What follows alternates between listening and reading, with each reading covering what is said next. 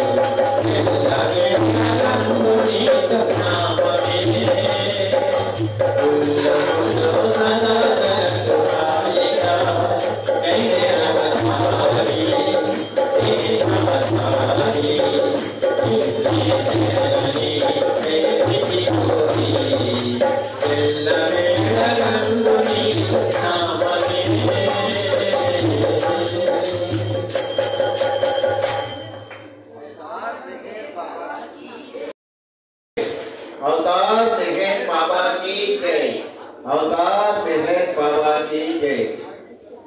నాకు మాటలు రావండి, పాటలు రావు, కానీ బాబా మరి ఎందుకో నన్ను ఎంచుకున్నాడో మనకు తెలియదు. నేను 1990 సంవత్సరంలో వేలుపట్నం పాలిటెక్నిక్ కాలేజీలో పనిచేస్తున్న మెహర్ మండారం ద్వారా నేను బాబా మధ్యలోకి వచ్చాను.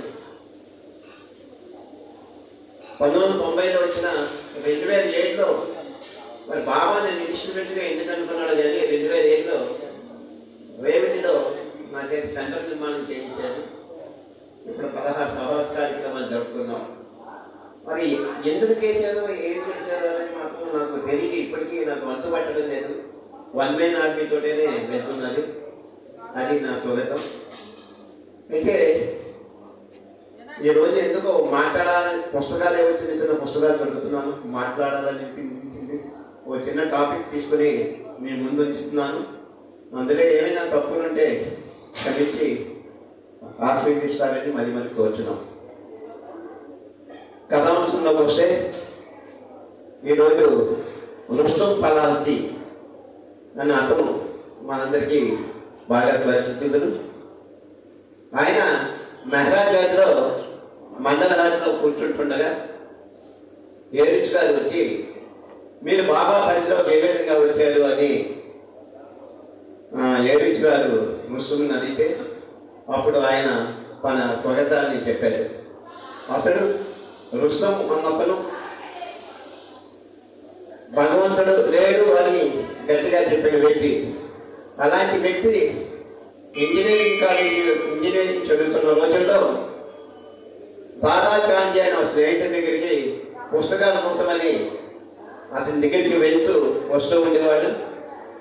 అతని దగ్గరికి పుస్తకాల కోసం వెళ్ళి వస్తుండగా వాళ్ళ ఇంటి దగ్గర దాదా చాంజీ అమ్మగారు హవోవి అని ఆమె ఈ రుస్తంజీకి లాకెట్టు మరియు మెహర్ బాబా పుస్తకాలు ఇచ్చి బాబా నీకు నీ సమస్యను తీరుస్తాడని చెప్పింది.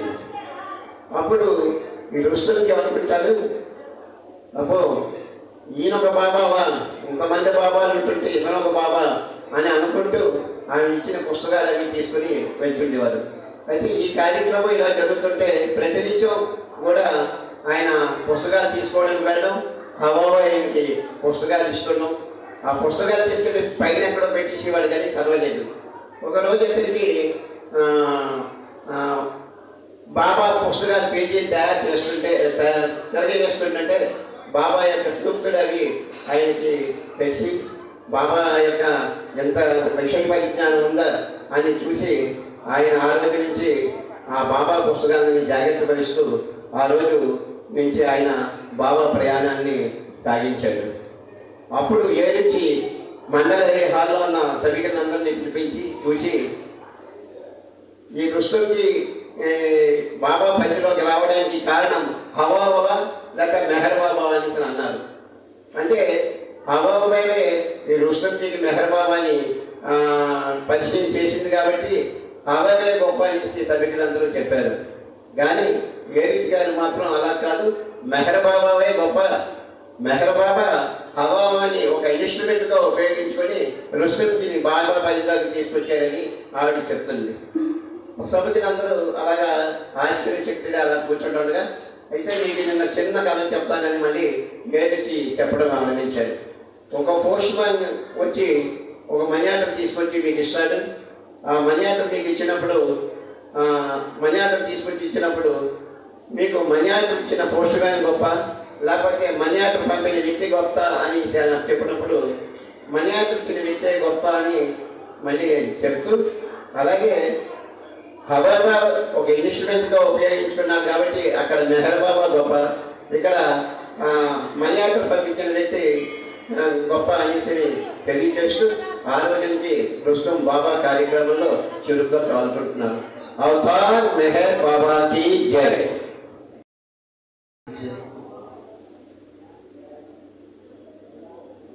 ఆనందం ఆనందం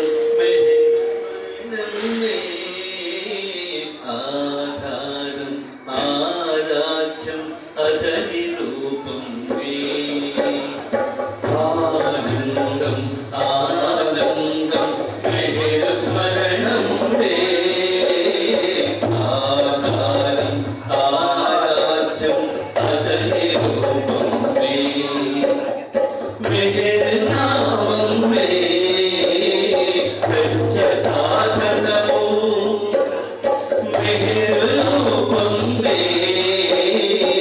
సత్య సాగరము మేరు నామమే సత్య సాధనము మేరు రూపమే సత్య సాగరము ఆనందం ఆనందం మేరు స్మరణమే ఆధారం ఆరాచం అతని రూపమే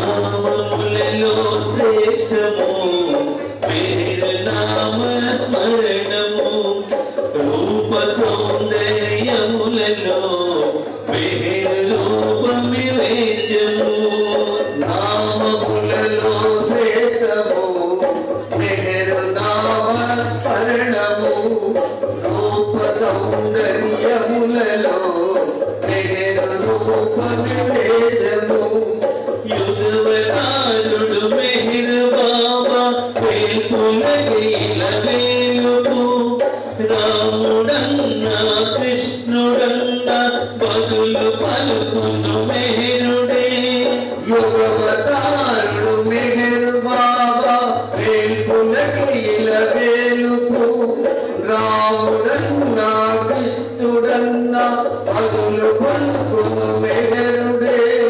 మాటలాడక మనసు దోచే జీవి చేసుడు మెహరుడే మనసు దోచి తమన రేపే సత్యకాముడు ఆతడే ఆనందం ఆనందం మెహరు స్మరణమే ఆధారం ఆరాచం అతని రూపమే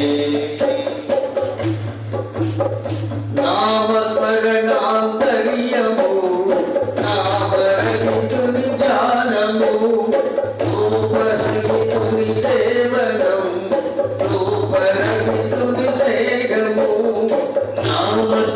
నామస్మరణాంతర్యము నామరహితుని ధ్యానము రూపసహితుని సేవనం రూపరహితుని స్నేహము శబ్ద ప్రాధాన్యతను కలిగిన శబ్దమే శ్రీమేఘరం రూప ప్రాధాన్యతను కలిగిన రూపమే మెఘరీశ్వరం శబ్ద ప్రాధాన్యతను కలిగిన శబ్దమే శ్రీమేహరం రూప ప్రాధాన్యతను కలిగిన రూపమే మెహరీశ్వరం ప్రేమ పిలుపున వరపు రేపిన వరదుడే శ్రీమేరుడు వరపు రేపి విరహవాదను తగులు మెహరుడు ఆనందం ఆనందం మేరు స్మరణమే ఆధారం ఆరాచం అతని రూపమే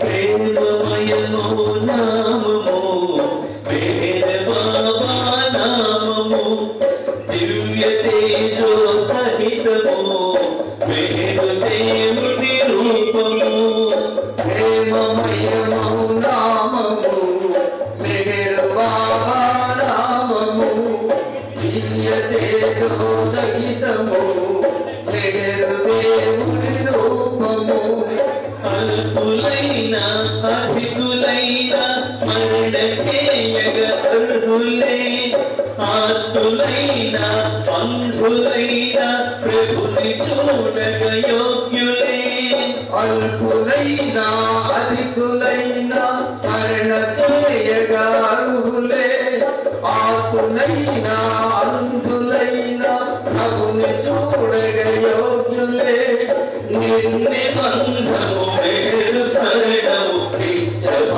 నిత్యపారాయణము మేరు శ్రీ అనుభవపు మాటలు కల్పనలు అనబోకుము ఆనందం ఆనందం మేరు స్మరణమే ఆధారం ఆరాచం అతని రూప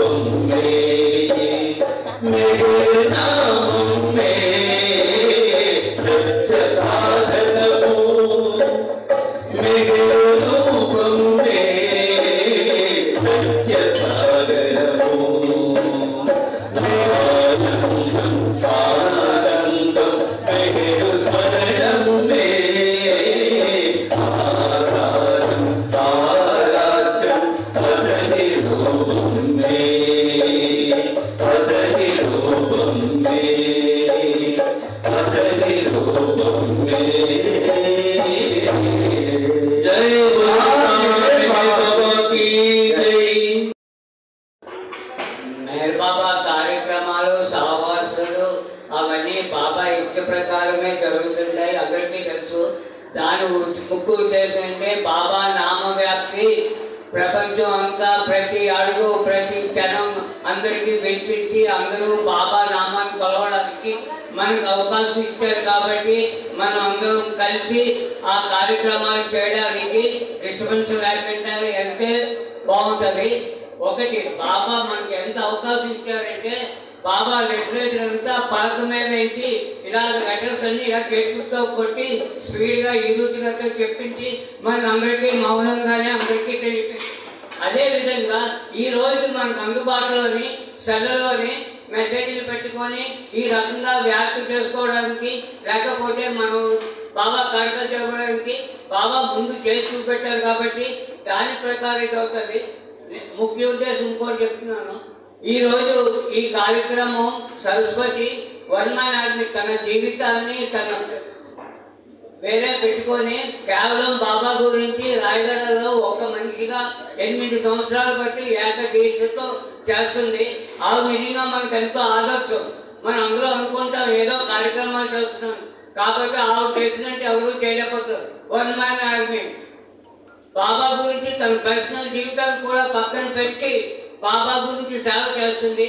అటువంటి సేవ చేస్తున్న ఆవిడకి ఎవరైనా వస్తే ముందుకు వచ్చి ఆవిడకి సాయం చేసి నా వంతు నువ్వు ఇంత ప్రేమతోని ఇంత ప్రేమను పంచడానికి బాబా నామవ్యాప్తులు చేస్తున్నాము, కాబట్టి మాకు అవకాశం ఇచ్చి ఎవరైనా ముందుకు వస్తే బాగుంటుంది. అంతేకాని ఆవిడకి ఫోన్ చేసి నీకు డబ్బులు ఎలాగొచ్చాయి, నువ్వు ఎవరిని చేస్తున్నావు, నీకేమిటి, నీకు బాబా ప్రేమ పంచడం ఏంటి అంటే ఎవరు ఉద్దేశం ప్రకారం వాళ్ళు ఫాలో అవుతారు. ఫాలో అయ్యేటప్పుడు బాబా ఇచ్చతోనే జరుగుతుంది. బాబా ఇచ్చలేకంటే ఏమీ జరగదు. కాబట్టి ఆవిడ వస్తున్న దానికి మనం ఆదర్శంగా తీసుకొని మిగతా సెంటర్ కూడా ఫాలో అయ్యి మొత్తం బాబా నామవ్యాప్తికి అందరూ తోడ్పడి బాబా నామం వ్యాప్తి చేయాలంటే బాబా విషయాలు పర్సనల్గా నేను విజయనగరం సెంటర్ ఫౌండర్నే. కాకపోతే నాకు కొన్ని లక్షల ఎక్స్పీరియన్స్ ఉన్నాయి. నేను వాటి గురించి నేను మాట్లాడను. కాకపోతే నేను చెప్పేది ఒకటే, బాబా నామవ్యాప్తికి సరస్వతిని ఆదర్శంగా తీసుకొని అందరూ చెయ్యాలని నేను కోరుకుంటున్నాను. అంతేగాని ఆ చేసేవాడిని క్రిటిసైజ్ చేసి నీకు డబ్బులు ఎక్కడొచ్చాయి, నువ్వు ఎలా చేస్తున్నావు ఫోన్ చేసి ఆవిడ ఇబ్బంది పెట్టడం కాదు. ఆవిడకి తోచింది బాబా ఏ రకంగా సాయం చేస్తారు ఆయన చేస్తారు. ఆయన కార్యక్రమం ఒకరు చెప్పితే అయిపోదు, ఒకరు చెప్తే కానీ కోరుకుంది చేసుకుంటుంది. ఇది ఎన్నో సంవత్సరం. కాబట్టి ఆవిడ ఆదర్శం తీసుకొని బాబా నామవ్యాప్తికి అందరూ ప్రేమతో ముందుకు వస్తే బాగుంటుందని. అంటే బాబా విషయాలు చెప్పడానికి నా పర్సనల్ విషయాలు చెప్పడానికి నేనేమి ఇది కాదు. బాబా ఎంత ఇదిగా పర్సనల్ విషయాలు చెప్పానంటే ఒక విషయం చెప్పేసి నేను ఇదవుతాను. బాబా ఏంటంటే తనని ఎవరైతే ప్రేమిస్తారో వాళ్ళని రాయి మీద చాకులో బట్ట ఎలా ఉతుకుతాడో మనిషిని అంత ఇదిగా ఉతుకుతాడు. కేవలం ఎందుకు సంస్కారాలు తీసి బాబా పరిధిలోని వాళ్ళు ఎంతవరకు ఉంటారని చేస్తారు. ఆ రకంగా నన్ను చాలా ఉతికారు. నేను ఒకనొకప్పుడు నా భార్య బిడ్డలతోనే ఉతుకుతున్నప్పుడు కట్టు బట్టలతో రోడ్డు మీద నిలబడ్డాను 3 పిల్లలతో. రూపాయి జోబులో లేదు. అయినా నేను బాబాను వదిలేదు. బాబాతో ఈరోజు బాబా నా పరిస్థితి ఏ రకంగా ఇచ్చారంటే చెప్తున్నాను. మేఘాబాద్లోని రమేష్ గంజీ దగ్గరికి వెళ్ళి నాకు దుని ఎదిగించాలని నాకు అవకాశం ఇవ్వమని అడిగాను. అడిగితే సరే అని అన్నారు. కానీ ఇస్తారని నేను అనుకోలేదు.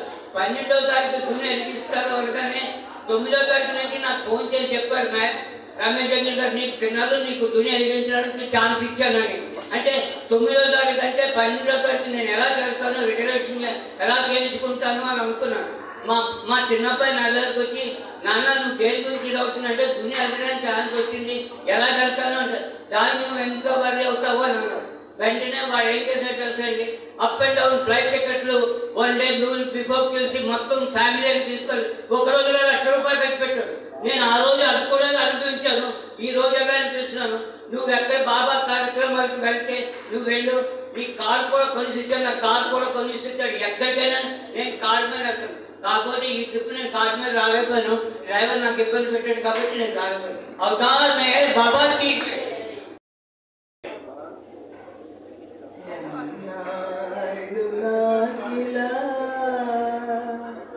బందికానా ఈ జన్మలో లేదా విడుదలైనా ఎన్నాళ్ళు నాకిలా బందికానా ఈ జన్మలో లేదా విడుదలైనా బంగారు సంఖ్యలో భరించుటెన్నాలో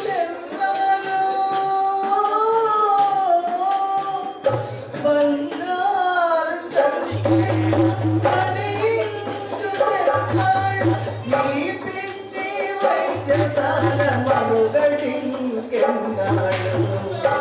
ఈ పిచ్చి వైద్యశాల మనుగడింకెన్నాడు ఒకడు నవ్వు ఒకడేపో ఓ బాబా ఎవడి పిచ్చివాడికి ఆనందం ఎన్నాడు ఆగిలా బదిగానా ఈ జన్మలో విడుదలైనా ఈ వేలి లోకంలో ఏదేమి చేయాలి ఈ వేలి లోకంలో ఏదేమి చేయాలి ఈ పిచ్చి లోకంలో నీవెవరికి కావాలి ఈ పిచ్చి లోకంలో నీవెవరికి కావాలి అందాల ఈ ఎడమిలో వ్యాఘ్రాలు చందాల సంద్రములో రతనాలు అందాల ఈ ఎడమిలో వ్యాఘ్రాలు చందాల సంద్రములో రతనాలు ఎన్నాళ్ళు నాగిలా బందికానా ఈ జన్మలో లేదా విడుదలైనా బాకీలు త్వరగా తీర్చి పంపించుమమ్ము బాకీలు త్వరగా తీర్చి పంపించుమమ్ము నాకీ ప్రయాణము యోగిగా సాగాలి నాకీ ప్రయాణము యోగిగా సాగాలి చల్లగాలిలా సాగాలి నా పడవ నీవే మరి నడపాలి నా పడవ నీవే మరి నడపాలి ఎన్నాడు నాకిలా బందికానా ఈ జన్మలో లేదా విడుదలైనా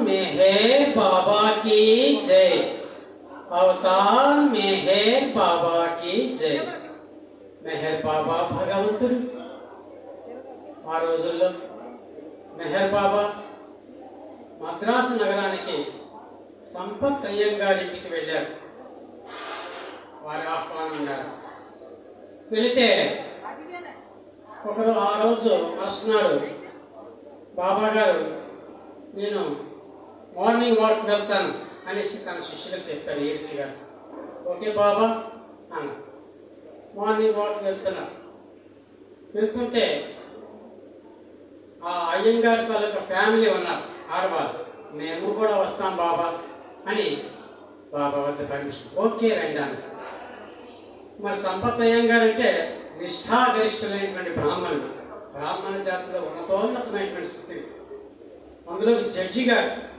మరి ఆ రోజుల్లో జడ్జి గారు అంటే మరి చెప్పనలుగా అంత వాల్యూ అంత విలువ ఉండేది అందులో బ్రాహ్మణులు బాబా గారు వెంకటపల్లి వీళ్ళందరూ బాబా గారు నడవడం అంటే పరిగెట్టమే ఆయన నడుస్తుంటే మనం వెనకత పరిగెట్టమే అలా ఉండేది ఆయన తలక నడక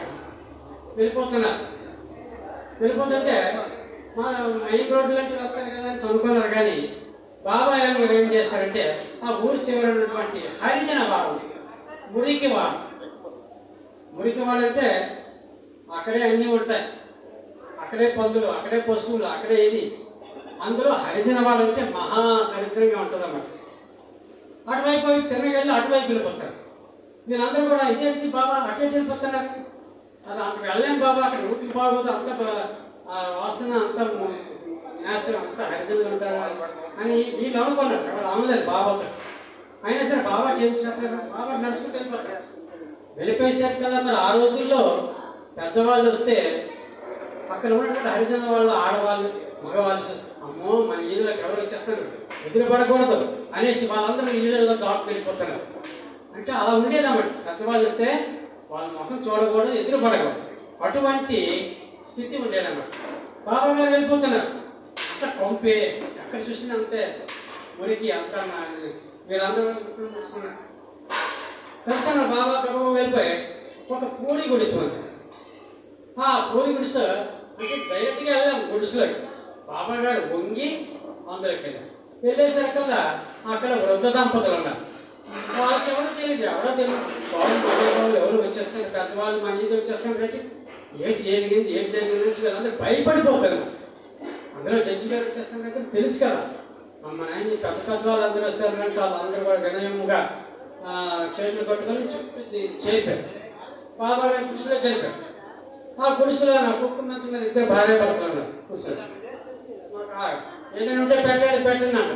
రేట్ పెడతారు వాళ్ళ దగ్గర ఏమీ లేదు. రేట్ లేదు, ఎవరు బాబు మీరు ఏడు బాబు, నాకు రేట్ లేదు బాబు, మాకు రేట్ లేదు బాబు, మీరేట్ తప్పు చేయలేదు బాబు, ఎందుకు వచ్చారు బాబు అని చాలు భయపడిపోతాను.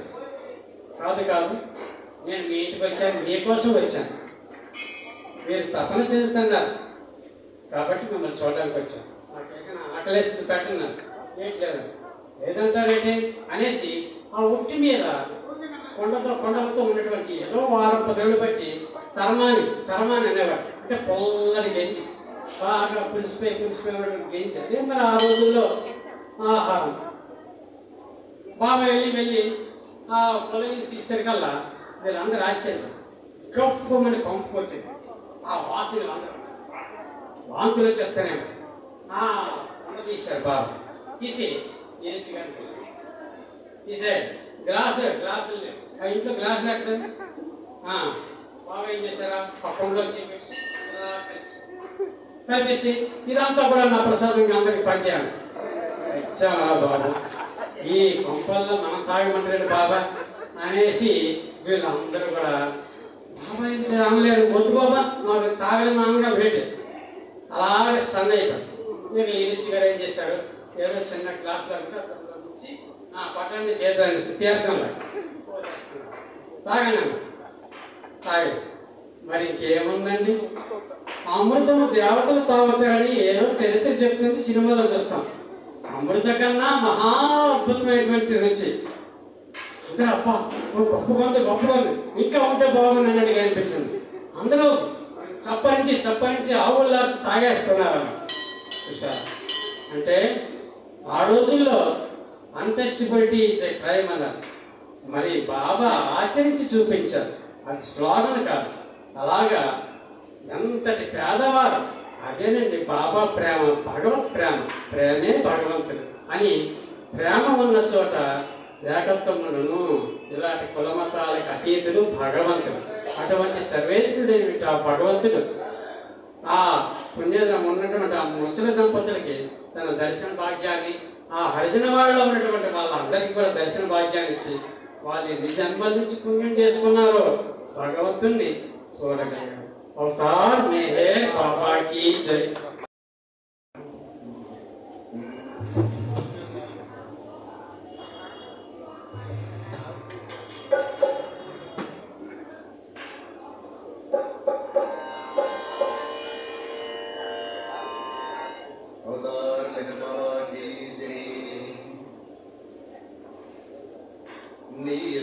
లేకుండా బాబా నా ఇచ్చయే దివ్య శాసనము. ఈ శాసనమే ఈ సృష్టి యావత్తు పుట్టించి పెంచి పోషిస్తూ ఉన్నది. నా ఇచ్చ లేనిదే ఆకు కూడా కదలడానికి వీలు లేదు అనేటటువంటి విషయాన్ని చెప్పడం జరిగింది. ఎప్పటి నుంచో దీని మీద ఒక పాట రాయాలని మనసులో సంకల్పించుకుంటే బాబా ఈ మధ్య ఒక 3 months అవుతుంది ఆ పాట రాసి యూట్యూబ్లో కూడా పెట్టడం జరిగింది. కేవలం ఆ ఇచ్చ అనేది బాబా తాలూకు ఇచ్చ ఏ స్థాయిలో ఉంటుందో ఆయనే రాసుకున్నాడు ఈ పాటనే. వింటే అందరూ వినే ఉంటారు కొంతమంది.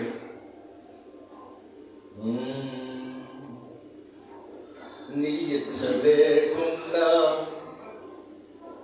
ఆకు కూడా కదలదయ్యా మెహేరు బాబా,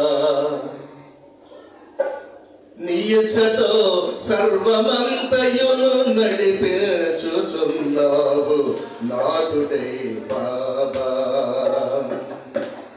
నీ ఇచ్చ లేకుండా ఆకు కూడా కదలదయ్యా మెహేరు బాబా, నీ ఇచ్చతో సర్వమంతయును నడిపించుచున్నావు నాథుడై బాబా.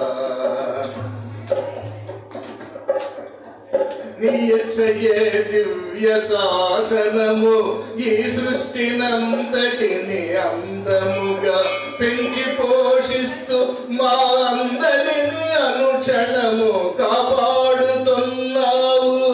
నీ ఇచ్చయే దివ్య శాసనము ఈ సృష్టినంతటిని అందముగా పెంచి పోషిస్తూ మా అందరిని అనుక్షణము కాపాడుతున్నావు. నీ ఇచ్చతో సూర్య చంద్రాది గ్రహములన్నీయును సమతౌల్యముగా, నీ ఇచ్చతో సూర్య చంద్రాది గ్రహములన్నీయును సమతౌల్యముగా నడిపించుచున్నావు నారాయణుడవీవు సూత్రధారివి నీవు. నడిపించుచున్నావు నారాయణుడవీవు సూత్రధారివి నీవు. నీ ఇచ్చ లేకుండా ఆకు కూడా కదలదయ్యా మెహేరు బాబా. నీ ఇచ్చతో భూమి ఆకాశము అగ్ని జలము వాయువులనే పంచభూతాలను మొట్టమొదట సృష్టించేది పంచభూతాలనే బాబా. నీ ఇచ్చతో భూమి ఆకాశము అగ్ని జలము వాయువులనే పంచభూతాలను ఋతువులను పేరుతో 6 కాలములుగా నిర్ణయించితివీవు నియమ పాలకుడవై. ఋతువులను పేరుతో 6 కాలములుగా నిర్ణయించితివీవు నియమ పాలకుడవై. ఈ శరీరాలన్నీయును నడచుటకు ఇంటి ధర్మములు అన్నీయును నిర్ణయించితివీవు. ఈ శరీరాలన్నీయును నడచుటకు ఇంటి ధర్మములు అన్నీయును నిర్ణయించితివీవు. నీ ఒక్కడవు తప్ప తరము కాదవరికిలా తల క్రిందులుగా తపస్సు చేసిన గాని. నీ ఒకడకు తప్ప తరము కాదెవరికిలా తల క్రిందులుగా తపస్సు చేసిన గాని. నీ ఇచ్చలేనిదే ఆకు కూడా కదలదయ్యా మెహేరు బాబా. నీ ఇచ్చ నేనన్న ఎవరన్న ప్రశ్నతో ఆరంభమైనది శూన్యమున. నీ ఇచ్చ నేను ఎవరన్న ప్రశ్నతో ఆరంభమైనది శూన్యమున. అట్టి తరుణమున ఈ సృష్టి యావత్తు ఆవిష్కృతమైనది సమాధానముగా. గాడ్ స్పీక్స్ పెట్టండి కన్నంలో. నీ ఇచ్చ ప్రారంభమున నేను ఎవరన్న ప్రశ్నతో ఆరంభమైనది శూన్యమున. అట్టి తరుణమున ఈ సృష్టి యావత్తు ఆవిష్కృతమైనది సమాధానముగా. నీవు సృష్టించుకొన్నట్టి ఈ సృష్టిలో ఆది మానవునిగా హృదయచితివి నీవు. నీవు సృష్టించుకొన్నట్టి ఈ సృష్టిలో ఆది ఇప్పుడరు తెచ్చితివి నీవు ఆది పురుషుండవై ఆది సద్గురుడవై ఆది అవతారుండవై నావు అవనిపై ఆది పురుషుండవై ఆది సద్గురుడవై ఆది అవతారుండవై నావు అవనిపై నీ ఇచ్చ లేకుండా ఆకు కూడా కదలదయ్యా మెహేరు బాబా అటుల నీ ఇచ్చతో ఆవిష్కృతమైన ఈ సృష్టి యావత్తులో అవతారమును దాల్చుచున్నావు రూపధారిగా నామములు వేరు వేరుగా అటుల నీ ఇచ్చతో ఆరంభమైన ఈ సృష్టిలో అవతారమును దాల్చుచున్నావు అవనిపై రూపధారిగా నామములు వేరు వేరుగా ఇప్పుడరు వేచితివి ప్రేమను మెహరు బాబా నామమును సంతరించుకొని ఇప్పుడరు వెంచితివి ప్రేమ రూపము దాల్చి మెహరు బాబా నామమును సంతరించుకొని బోధించుటకు కాదు మేలుకొల్పుట కనుచు మౌనమున మమ్ములను మేలుకొల్పగనించి ఎంత అద్భుతంగా రాసుకున్నాడు. ఒక్కొక్కసారి అయితే నా మైండ్ బ్లాక్ అయిపోతుంటది. అసలు ఎవరు నేను రాయగలనా ఈ పాట, నేను రాయగలనా? కలములో ప్రవేశించి ఆయన రాస్తే తప్ప సాధ్యం కాదు. పలికెడిది భాగవతమట, పలికించిది వాడు రామభద్రుండట, నే పలికిన భవహరముగునట అని పోతనామాచుడు అన్నట్లు నీవు సృష్టించుకొన్నట్టి ఈ సృష్టిలో కాంతి ఆ సృష్టికర్త బోధించుటకు కాదు మేలు కొల్పుట కనుచు మౌనమున మమ్మలను మేలు కొల్పగనించి I have command to teach what we awaken. Baba అయితే చెప్పాడు, యుగ యుగాలుగా నేను ఎన్నో విషయాలు మీకు చెప్పాను, ఆ విషయాలన్నింటినీ మీరు పెడచెవిని పెట్టినటువంటి కారణం చేత మాటలతో పని లేని చేతలతో చేయడానికి వచ్చాను ఈ అవతార కాలంలో. అయితే I have come selected few. ఆ సెలెక్టెడ్ ఫ్యూ అన్న లిస్టులో మన పేరు ముందుండడం మన తాలూకు పూర్వజన్మ సుకృతం అని ఎప్పుడు భావిస్తూ ఉంటాం. అవతారాన్ని మెహర్ బాబాకి జై.